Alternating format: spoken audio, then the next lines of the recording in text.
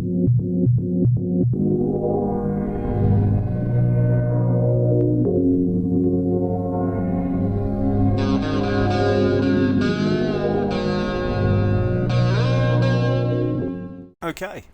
today we're going to be talking about the Sikh turban, why it is worn and what it is for.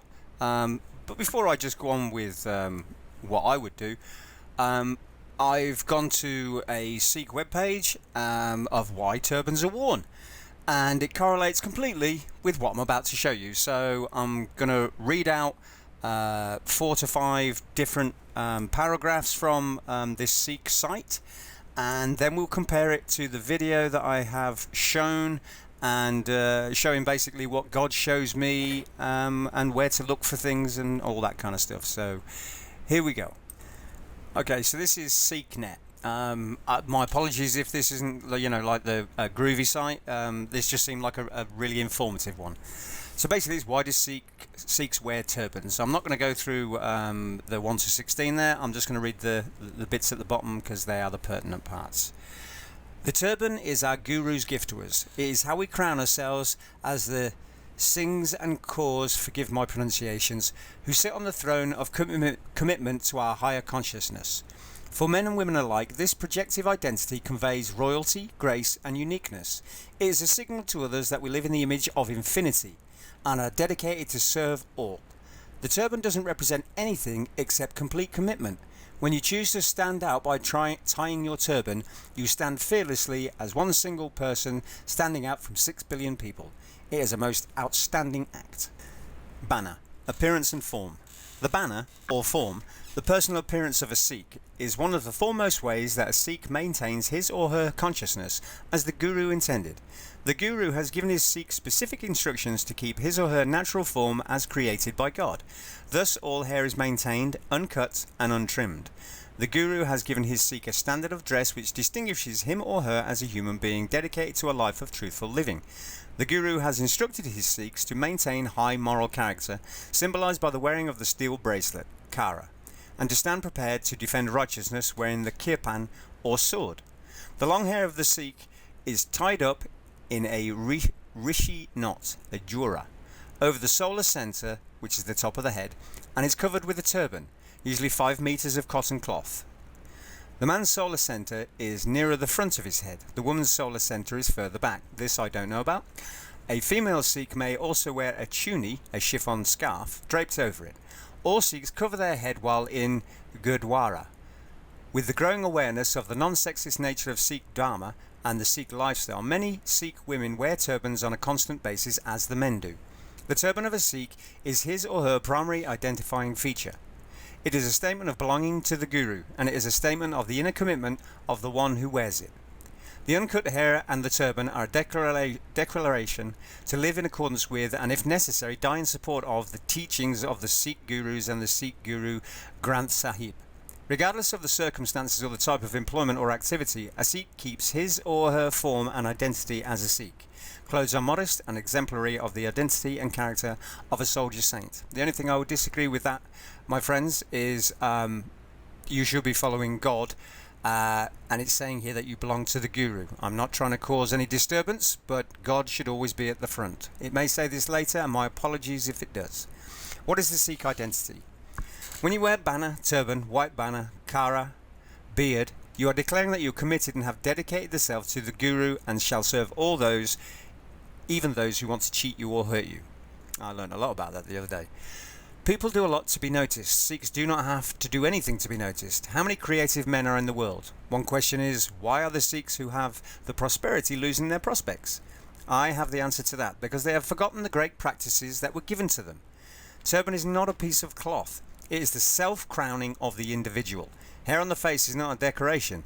It is an acceptance of Akal Murat, to live an image of the infinity, which is what I'm going to show you. Guru Gobind Singh said, "So long as you shall be Niara, specially exclusive, I will give you all the light of the universe," which is what I'm about to show you. To be a great teacher means to be the most perfect disciple, the most perfect student. This is the space age, the platinum age. Our society is a mess. Forget your neurosis that you do not know who you are. The slogan of the platinum age shall be endurance unto infinity. The goodness of the heart shall win, and men of God will prevail. Oh yes, everything has a price, and infinity has an infinite price. It is presupposed that you are the men of God. You have your beard and you have your turban and you look divine, but you don't act divine. People get very disappointed. Therefore, the situation demands that you live it. Sikh is nothing but identity. Without identity, there is no Sikh. Sikh is nothing but an identity of reality. Without it, there is no Sikh religion. The Guru took us from the mud, the rituals, waste of time, and said, live Niara, exclusively identified. So notice how we were talking about infinity here. Remember the infinity figure 8? The double helix? That's what I'm going to show you. Turban, gift of the Guru. The turban of a Sikh is a gift given on Baisakhi Day. Baisakhi Day? My apologies. On Baisakhi Day of 1699 by the 10th Master Guru Gobind Singh. After giving Amrit to the 5 beloved ones, he gave us Bana, the distinctive dress that includes the turban. It is helpful to understand the historical content of his action. During Guru Gobind Singh's time, the turban, or dastar as it is called in Persian, carried a totally different connotation from that of a hat in Europe. The turban, and here it comes, the turban represents respectability and a sign of nobility. At that time, a Mughal aristocrat or a Hindu Rajput would be distinguished by his turban. The Hindu Rajputs were the only Hindus allowed to wear ornate turbans, carry weapons and have their moustache and beard. Also at this time, only the Rajputs could have Singh, which means lion, or Kaur, princess, as their second name. Even the Gurus did not have Singh as part of their name until the 10th Guru. The downtrodden followers of the Sikh faith did not have the means to display aristocratic attire, nor were they allowed to. Even if they had the means, doing so was usually equivalent to a death sentence. It was in this context that Guru Gobind Singh decided to turn the tables on the ruling aristocracy by commanding every Sikh to carry a sword, take up the name of Singh or Kaur, and have kesh, hair, and a turban displayed boldly without any fear. This effectively made his followers see themselves on par with the Mughal rulers. When we are in the presence of the Guru is giving us the gift of his energy. So remember that.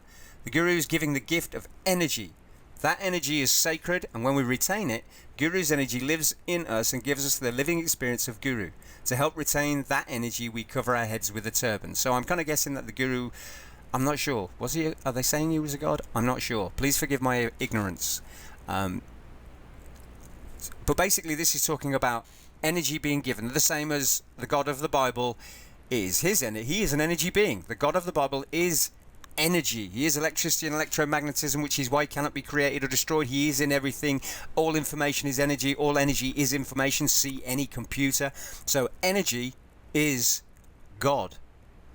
And we're going to go on to look at the energy that is retained when they cover their heads with a turban. Turban as technology. Turbans go way back in history as part of a spiritual practice. This is one of the most important parts here. The top of your head is the 10th gate, or the crown chakra. It is normally covered by hair that acts as antenna to protect the top of the head from sun and exposure, as well as to channel sun and vitamin D energy. Yogis and Sikhs do not cut their hair. They coil it and knot it on the top of the head at their solar center. In men, the solar center is the top of the head at the front, anterior fontanelle. Women have 2 solar centers. One is at the center of the crown chakra. The other is on the top of the head towards the back, the posterior fontanelle. For all, coiling or knotting the hair at the solar centers channels one's radiant energy and helps retain a spiritual focus. This hair knot is traditionally called the Rishi knot. In ancient times, the Rishi was someone who had the capacity to control the flow of energy and prana in the body. A Maharishi was someone who could regulate the flow of energy in the body meditatively and at will. The Rishi knot assists in the channeling of energy in meditation. Nyam Simran. If one cuts off the hair, there can be no Rishi knot. By giving up us the Rishi knot and the turban, the Guru gave us the blessing to have the capacity of a Rishi. The 10th Sikh master, Guru Gobind Singh, taught his Sikhs to take the next step. Put a turban on the head, covering the coiled, uncut hair. The pressure of the multiple wraps keeps the 26 bones of the skulls in place. This I don't know anything about. There are pressure points on the forehead, I can believe that keep you calm and relaxed. Turbans cover the temples, which protect you from mental or psychic negativity of other people. The pressures of the turban also change the patterns of blood flow to the brain. These are all reasons that women should also wear turbans. When you tie up your hair and wrap the turban around it, the parts of your skull are pulled together and supported. You feel clarity and readiness for the day and for what may come to you from the unknown. Now, either way, I don't know. I do know that you have pressure points. I do know you can change the pattern of blood flow to your brain. And so, is this wisdom? More than likely. God is the unknown. He is master. He is mastery as well as mystery. Living with the awareness of your God within you and the God outside of you, God in all, is an attitude. Covering your head is an action with the attitude that there is something greater than you know. Your willingness to stand under the greatness of God is expressed by taking the highest, most visible part of you and declaring it as a place that belongs to the Creator. Covering your head is also a declaration of humility, of your surrender to God. For many, hair is also sexually attractive. By covering the hair, we can keep from stimulating the lower nature of others who are not our spouses.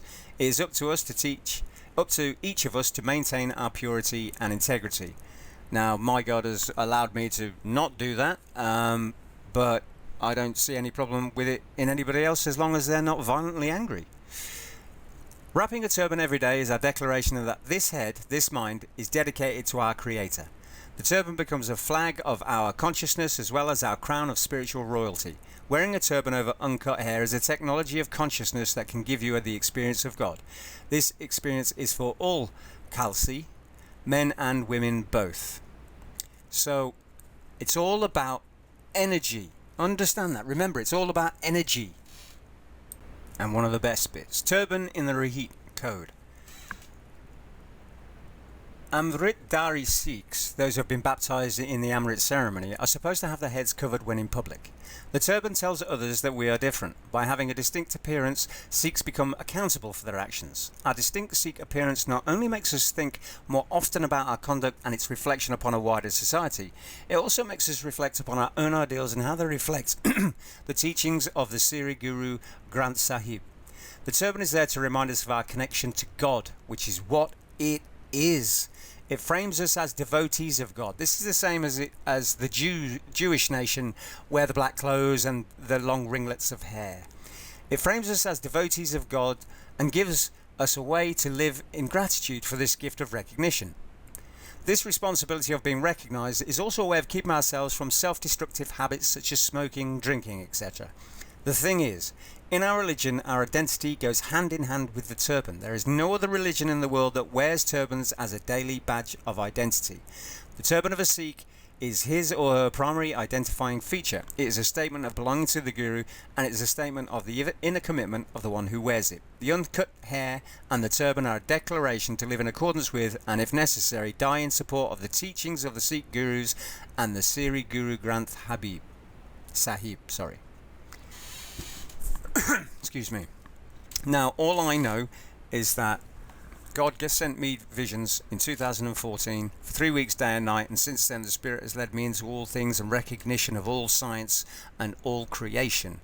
That is what I am trying to give to everybody, is the lessons that were taught to me over those 3 weeks, which is how the entire universe was made. And the Lord has had me play with all sciences and show everything that has been wrong with them, and that energy and matter are separate, and that matter does nothing and energy moves matter. Energy attracts matter, matter covers energy, and energy moves matter.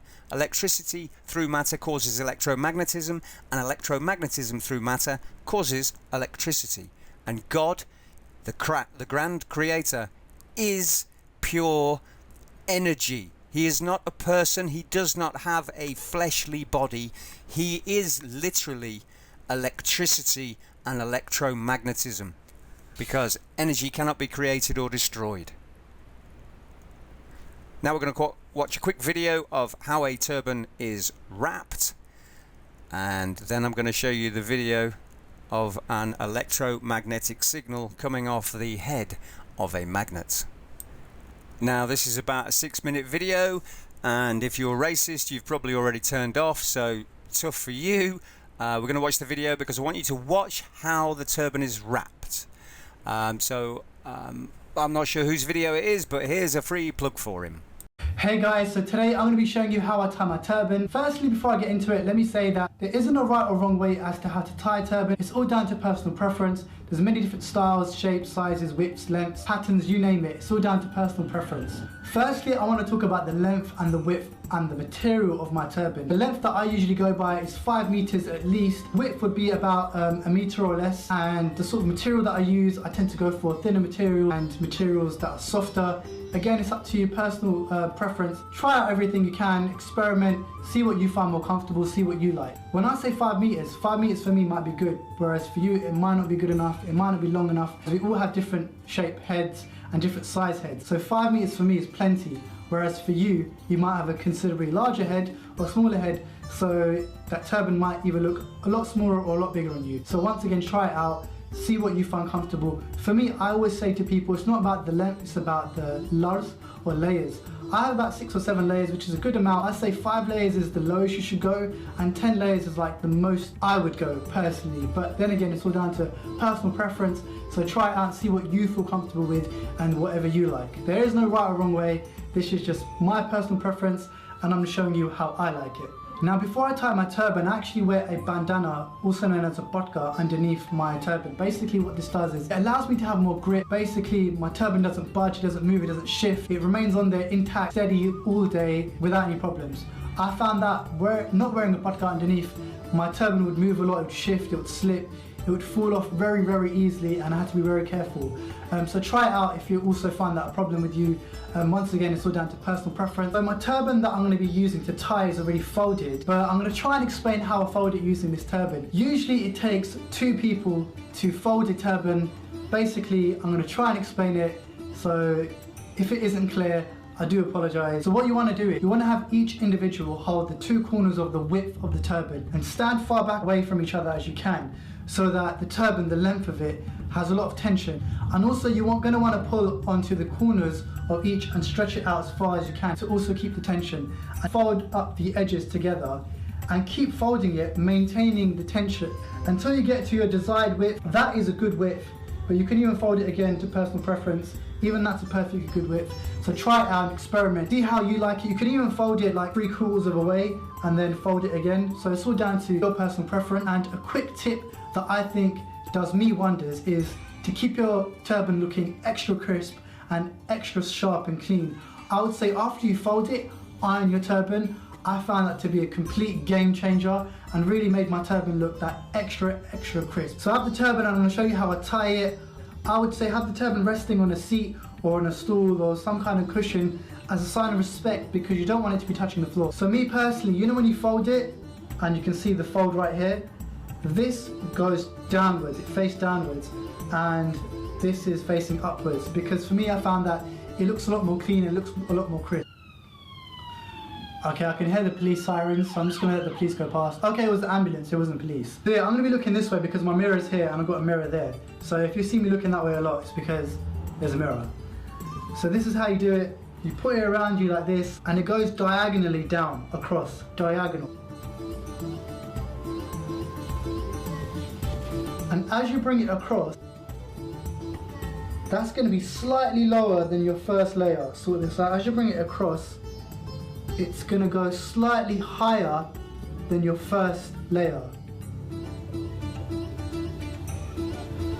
And the key to a very tidy and neat turban is keeping the layers the same width apart, which is difficult to do, but once you've mastered that, your turban will look so much more clean and crisp. And even me, I've been tying this for 10 years and even now I haven't mastered it. So lower, and when you go across, the distance between the layers the same. And basically we're just going to keep doing this until we finish. And even the back, it just keeps going across. This is where it meets and goes across.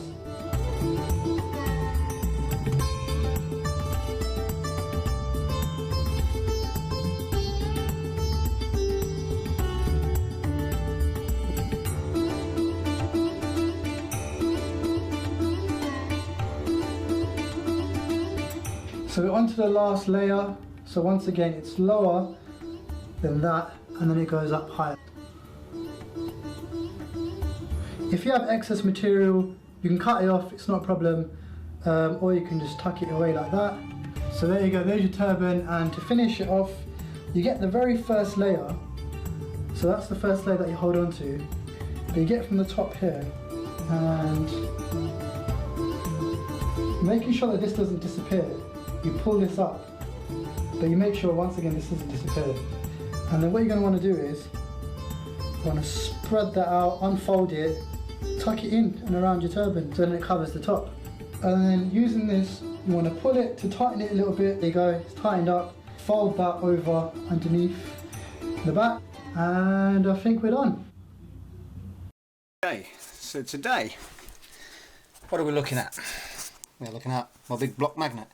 Today though, we're going to explain why a Sikh wears a turban. I've already explained their theology, and I completely agree with it, because everything is to do with power. Everybody's religion is all to do with God. So let's have a see if we can't see the crossover. And there it is. That is why Sikhs wear a turban.